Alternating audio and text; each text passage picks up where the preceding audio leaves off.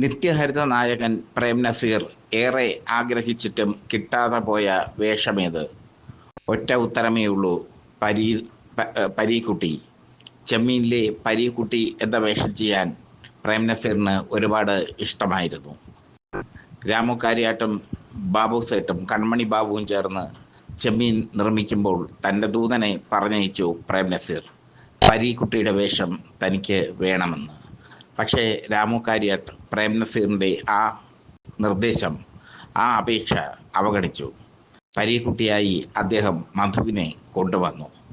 അക്കാലത്ത് romantic hero എന്നാൽ അതിൻ്റെ അവസാന വാക്ക് പ്രേം നസീറായിരുന്നു. പക്ഷേ മധുവും റൊമാൻറ്റിക് ഹീറോ വേഷങ്ങൾ ചെയ്തിരുന്നു. പക്ഷേ പരീക്കുട്ടിയായി മധു വന്നതോടെ മധു റൊമാൻറ്റിക് ഹീറോയുടെ വലിയ ഒരു പരിവേഷത്തിൽ ഉയർന്നു. തനിക്ക് പകരം മധുവിനെ അഭിനയിപ്പിച്ചത് രാമു കാര്യാട്ട്, തനിക്ക് പകരം തൻ്റെ അപേക്ഷ പരിഗണിക്കാതെ മധുവിനെ അവതരിപ്പിച്ചത് പ്രേം നസീറിന് വലിയ തിരിച്ചടിയായി മാറി. അദ്ദേഹം കോപാകുലനായി. പ്രേം നസീർ ആ ചെമ്മീൻ്റെ ഷൂട്ടിംഗ് മുടക്കാൻ പലതവണ ശ്രമിച്ചു. ഷീലയെ ഉപയോഗിച്ചാണ് പ്രേം നസീർ അത് ശ്രമിച്ചത്. ഷീലയാണല്ലോ അതിലെ പരീക്കുട്ടിയുടെ നായികയായ കറുത്തമ്മയെ അവതരിപ്പിച്ചത്. ഷീല ഇടയ്ക്കിടയ്ക്ക് ലൊക്കേഷനിൽ നിന്ന് മുങ്ങുക പതിവായി. മുങ്ങി മദ്രാസിലേക്ക് പോയി കളയും. ഇത് പ്രേം നസീറിൻ്റെ കളിയാണെന്ന് രാമു കാര്യാട്ട് അറിഞ്ഞു. ഒരു ദിവസം രാമു കാര്യാട്ട് ഷീലയോട് പൊട്ടിത്തെറിച്ചു. തനിക്ക് സിനിമ പൂർത്തിയാക്കണമെന്നും അതിന് സഹകരിച്ചില്ലെങ്കിൽ കേസ് കൊടുക്കുമെന്നും രാമു കാര്യാട്ട് പറഞ്ഞതോടെ ഷീല അടങ്ങി. ചെമ്മീൻ റിലീസ് ചെയ്തു. കേരളത്തിൽ അക്കാലത്തെ വൈറ്റ് റിലീസായിരുന്നു ചെമ്മീൻ. 16 തിയേറ്ററുകളിലാണ് അക്കാലത്ത് ചെമ്മീൻ റിലീസ് ചെയ്തത്. അക്കാലത്ത് ഏറ്റവും കൂടുതൽ തിയേറ്ററുകളിൽ റിലീസ് ചെയ്ത ചിത്രമാണ് ചെമ്മീൻ. ചെമ്മീൻ മലയാളത്തിൽ മാത്രമല്ല തമിഴിലും വലിയ വിജയമായി മാറി. പരീക്കുട്ടിയും പളനിയും കറുത്തമ്മയും ഒക്കെ, ചെമ്പൻ കുഞ്ഞും ചക്കിയും ഒക്കെ മലയാളികളെ മാത്രമല്ല തമിഴരെയും ആകർഷിച്ചു. ഇതോടെ രാമു കാര്യാട്ടും പ്രേം നസീറും പൂർണ്ണമായി അകന്നു. ചെമ്മീനിൽ മധുവിന് പകരം പ്രേം നസീർ ആയിരുന്നെങ്കിൽ ആ ചിത്രത്തിന് വലിയൊരു മാനം ലഭിക്കുമായിരുന്നു എന്നുള്ളത് ശരിയാണ്. കാരണം മധുവിനെക്കാളും നന്നായി റൊമാൻറ്റിക് വേഷങ്ങൾ ചെയ്യുന്നത് പ്രേം നസീറാണ്. ചെയ്യാനുള്ള കഴിവ് അദ്ദേഹത്തിനുണ്ട്. പക്ഷേ മധു ആ വേഷം അവിസ്മരണീയമാക്കി, ഒട്ടും ബോറാക്കിയില്ല. അതാണ് ശ്രദ്ധേയം. അദ്ദേഹം അവിസ്മരണീയമാക്കുക തന്നെ ചെയ്തു. ഒട്ടും ബോറടിപ്പിക്കാതെ പരീക്കുട്ടിയെ അവതരിപ്പിക്കാൻ അദ്ദേഹത്തിന് കഴിഞ്ഞു. എന്തായാലും പ്രേം നസീറിൻ്റെ കോപം ആളിക്കത്തിയതോടെ രാമു കാര്യാട്ടിന് സിനിമയില്ലാത്ത ഒരവസ്ഥ വന്നു. ഈ സാഹചര്യത്തിൽ രാമു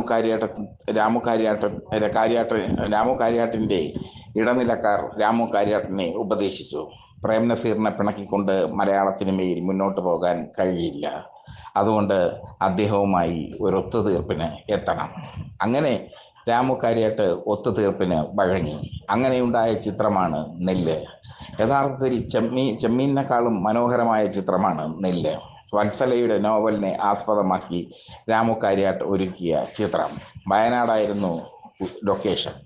അതിൽ രാഘവൻ നായർ എന്ന കരുത്തുറ്റ കഥാപാത്രത്തെ പ്രേം നസീറിന് നൽകി രാമു കാര്യാട്ട്. രാഘവൻ നായർ നസീറിൻ്റെ അഭിനയ ജീവിതത്തിലെ ഏറ്റവും ശക്തമായ കഥാപാത്രങ്ങളിൽ ഒന്നായി മാറുകയും ചെയ്തു. പക്ഷേ നെല്ല് വലിയ വിജയം നേടിയില്ല. ചെമ്മീൻ പോലെ ഒരു വലിയ വിജയം നേടിയില്ല. നെല്ല് വലിയ വിജയം നേടാത്തതിന് കാരണം വയനാട് നിർഭാഗ്യ ലൊക്കേഷൻ ആയതുകൊണ്ടാണ് എന്നൊരു ധാരണ പരന്നു. പിന്നീട് വയനാട് ചിത്രീകരിച്ച പല ചിത്രങ്ങളും പരാജയപ്പെട്ടത് ഈ ധാരണയെ അടിയുറപ്പിച്ചു. പൊന്നുച്ചാമി, ഫോട്ടോഗ്രാഫർ തുടങ്ങിയ ചിത്രങ്ങളൊക്കെ വയനാടാണ് ചിത്രീകരിച്ചത്. എന്നാൽ പാലേരി മാണിക്യം, ഒരു പാതിരാ കൊലപാതകത്തിൻ്റെ കഥ, ആ ചിത്രം വയനാടാണ് ചിത്രീകരിച്ചത്. വയനാട് നിർഭാഗ്യ ലൊക്കേഷൻ ഒന്നുമല്ല, അതൊരു അന്ധവിശ്വാസം മാത്രമായിരുന്നുവെന്ന് പിന്നീട് ഇപ്പോഴത്തെ സമകാലിക സംഭവങ്ങൾ തെളിയിക്കുന്നു. ഇപ്പോൾ ഇടുക്കിയും വയനാടുമാണ് പ്രധാന ലൊക്കേഷൻ സിനിമകളുടെ. എന്തായാലും പ്രേം നസീർ രാമു കാര്യാട്ടുമായി ഉടക്കിയതും രാമു കാര്യാട്ടുമായി സമാധാനത്തിലായതും രാമു കാര്യാട്ടിൻ്റെ ചിത്രത്തിൽ വീണ്ടും അഭിനയിച്ചതും ഒക്കെ മലയാള സിനിമയിലെ കൗതുകകരമായ ചരിത്രമാണ്. ആ ചരിത്രം പലർക്കും അറിയാം, പലരും തുറന്നു പറയാൻ ഇന്നില്ല. കാരണം ആ ചരിത്രം അറിയാവുന്നവരെല്ലാം മൺമറഞ്ഞു പോയി എന്നതാണ് യാഥാർത്ഥ്യം.